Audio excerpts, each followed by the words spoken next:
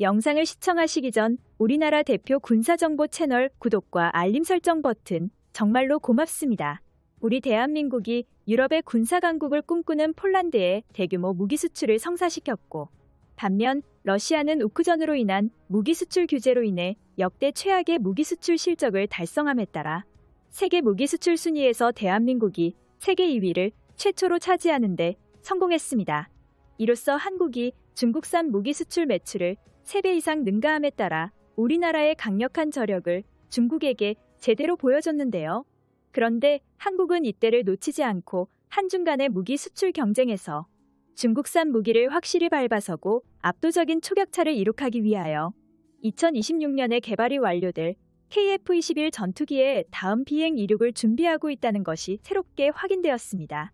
중국 정부의 입장에서 보면 FA-50 파이팅 이글도 상대하기도 벅찬 마당에 한국산 KF-21 보람의 전투기가 해외 전투기 시장에 공개되는 순간 KF-21의 비교 대상인 짝퉁 성능의 중국산 전투기는 해외 시장에서 민낯이 여실히 드러나게 될 텐데요. 이에 다급해진 중국 정부 시진핑은 국방비에만 250조를 쏟아부으라는 긴급 명령을 내렸으며, 중국은 현재 한국의 국방비와 무려 5배 정도 차이나는 예산을 쏟아붓고 있습니다.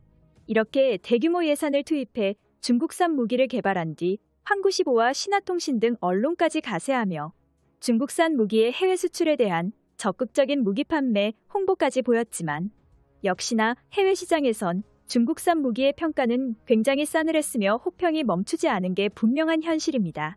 특히 나이지리아와 콩고, 태국 등 중국산 무기를 꾸준히 구매해서 운용해본 여러 나라들이 상계 비지떡이라는 평가를 연달아 내놓으면서 중국산 무기는 메이드 인 차이나의 한계성을 그대로 보여주고 있는 게 문제점인데요. 그도 그럴 것이 중국산 무기의 태생적인 한계는 러시아산 무기의 데드 카피판이자 성능 다운그레이드판입니다.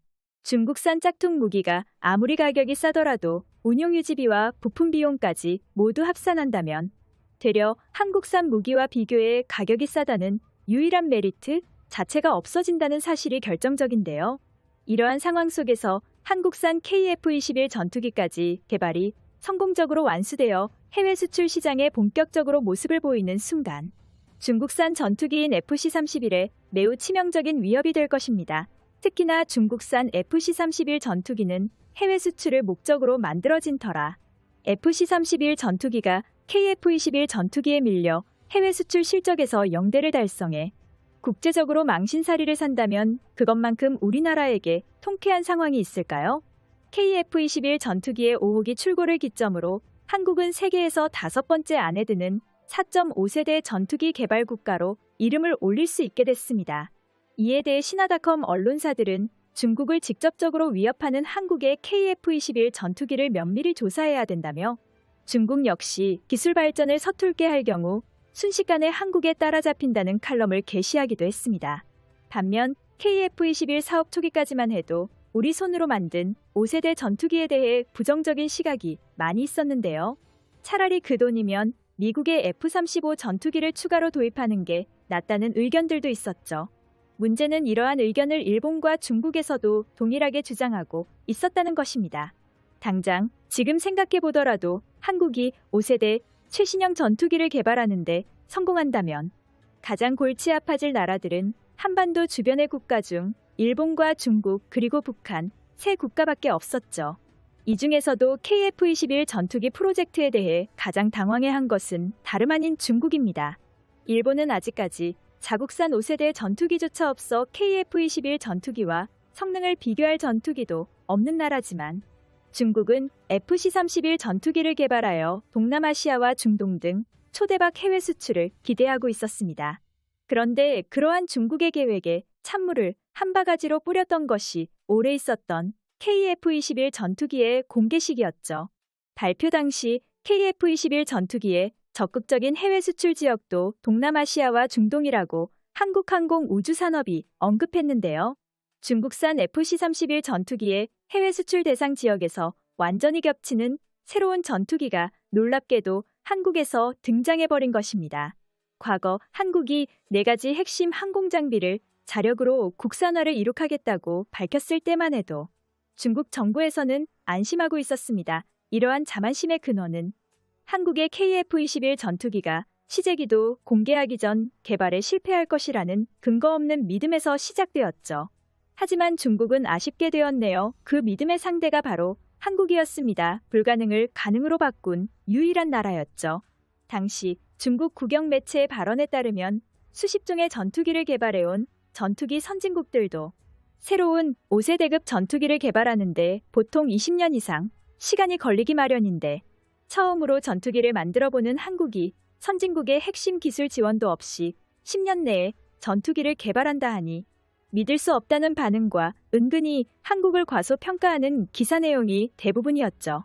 그러나 한국은 4가지 핵심 항공장비 체계를 국산화하는 데 성공했으며 특히 A사 레이더 부분에서는 모듈이 2024개나 들어가는 첨단 반도체 기술의 결정체로 한국산 A사 레이더를 시험 평가한 이스라엘의 엘타 측에서도 한국산 레이더가 놀라울 정도로 우수하다고 공식 발표했습니다. 이 발표 이후 중국 정부는 크게 충격을 받았죠.